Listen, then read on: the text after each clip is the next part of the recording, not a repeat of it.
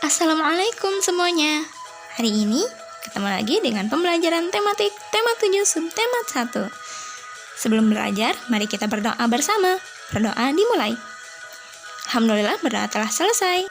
Sekarang yuk kita simak baik-baik pembahasan berikut ini. Semuanya, pagi ini Udin dan teman-temannya sangat bersemangat. Pakaian yang mereka kenakan berbeda dari biasanya loh. Nah, coba kita amati bersama.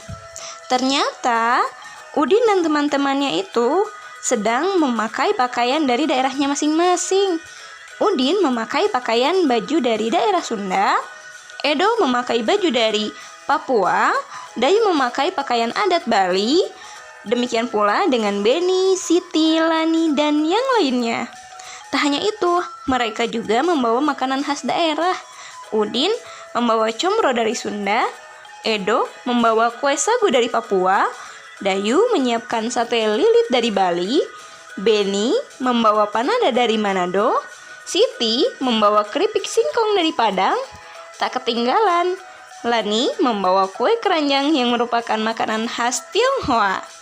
Selain Udin dan teman-temannya, ada pula pada perayaan kemerdekaan Republik Indonesia ke-72 yang bertempat di Istana Merdeka, Presiden Republik Indonesia Joko Widodo beserta para tamu undangan mengenakan pakaian adat dari berbagai daerah di Indonesia. Walau memakai pakaian yang berbeda, setiap orang saling menghargai perbedaan tersebut. Dengan memahami perbedaan, kita telah menjaga persatuan dan keutuhan bangsa Indonesia. Masya Allah, ternyata setiap daerah memiliki pakaian adat yang beragam atau berbeda-beda. Nah, teman-teman, berbicara tentang keberagaman, tentunya setiap individu memiliki kebiasaan dan kesukaan yang berbeda-beda. Sifat dan ciri setiap individu juga amat beragam. Beragam artinya bermacam-macam. Salah satunya dari cerita Beni berikut. Singkat cerita, Beni mengajak teman-temannya minum susu, tetapi Lani dan Udin menolak ajakan Beni. Lani berkata, "Maaf Beni, aku tidak bisa minum susu. Aku alergi terhadap susu sapi." Kemudian Udin pun berkata, "Kalau aku lebih memilih minum yogurt Beni." Dari cerita Beni tadi, kita belajar bahwa setiap orang memiliki pilihan yang berbeda. Di sini, Beni sangat menghargai pilihan teman-temannya, sehingga Beni tidak marah walaupun ajakannya ditolak. Selain cerita Beni, ada pula cerita Siti tentang memaknai perbedaan sebagai berikut. Singkat cerita, jadi Siti dan teman-temannya ini telah berhasil mengolah tempe yang sudah jadi, dan mereka pun membayangkan menu masakan apa yang akan dibuat dari tempe. Di sini, Siti ingin membuat tempe balado karena Siti suka pedas. Edo ingin membuat semur tempe karena Edo suka rasa manis. Lani ingin membuat tempe asam manis karena Lani suka rasa asam dari saus tomat. Beni, Dayu, dan Udin lebih suka tempe yang digoreng. Rasanya asin dan gurih. Dikarenakan keinginan setiap orang berbeda-beda, jika setiap orang memaksakan kehendak, akan terjadi pertengkaran. Akhirnya, Siti dan kawan-kawan berdiskusi untuk menentukan jenis makanan yang akan dibuat. Siti tidak ingin memaksakan kehendak. Siti paham bahwa tidak semua orang suka pedas. Siti memiliki tenggang rasa terhadap teman-temannya. Begitu pula Edo dan Lani, mereka tidak memaksakan keinginan pribadi. Dari hasil diskusi, jadi mereka semua sepakat untuk membuat tempe mendoan.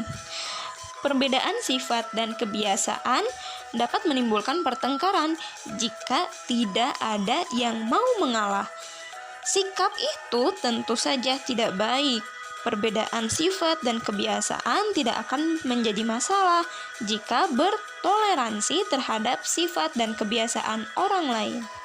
Jadi, bila kita simpulkan, dengan memahami keberagaman atau macam-macam sifat dan ciri-ciri setiap individu, sifat tenggang rasa dalam diri kita akan terasah. Tenggang rasa ini artinya kita dapat menghargai perasaan orang lain. Dan perbedaan bukanlah hal yang harus diperdebatkan.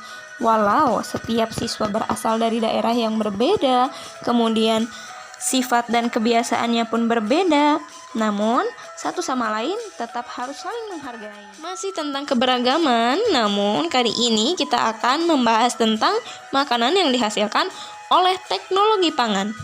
Di antaranya, yang pertama adalah pengolahan singkong. Teman-teman, di daerah Sumatera Barat, singkong diolah menjadi berbagai macam makanan, mulai dari lauk pauk hingga makanan ringan. Di sini, teknologi pangan memiliki peran penting dalam mengolah singkong. Teknologi pangan memberikan nilai lebih bagi bahan makanan hasil panen melalui berbagai cara. Tekniknya adalah melalui pengawetan, pengemasan, dan penyimpanan. Dengan demikian, singkong dapat dinikmati dalam jangka waktu yang lebih lama. Jadi dengan adanya teknik pengawetan dan pengemasan bahan pangan, singkong dapat diolah menjadi berbagai jenis makanan.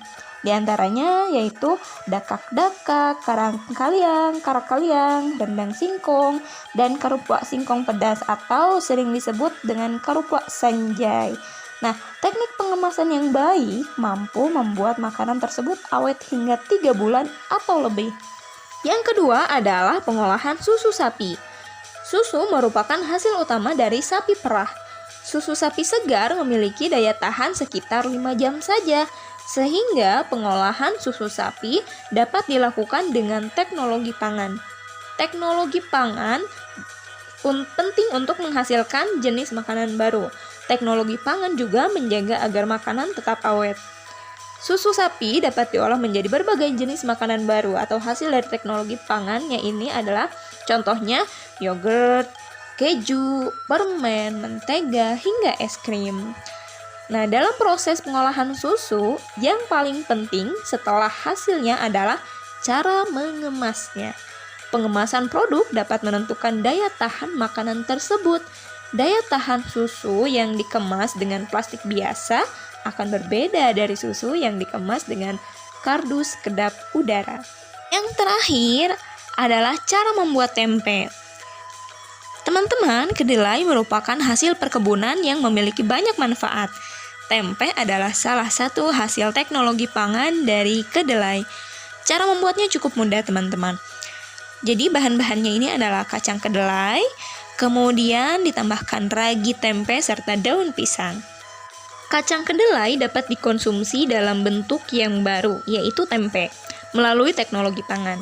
Teknologi pangan bermanfaat agar kedelai dapat dinikmati sebagai jenis makanan baru. Zat gizi pada tempe dapat memperbaiki sel-sel tubuh yang telah rusak. Wah, Masya Allah. Sekarang silahkan teman-teman berlatih pada halaman 53. Lengkapi kalimat di bawah ini. Gunakan kata-kata dalam kotak untuk membantumu. Alhamdulillah, pembelajaran telah selesai. Jazakumullah khairan, saleh-salehah. Tetap sehat dan tetap semangat. Sampai jumpa di video selanjutnya. Wassalamualaikum warahmatullahi wabarakatuh.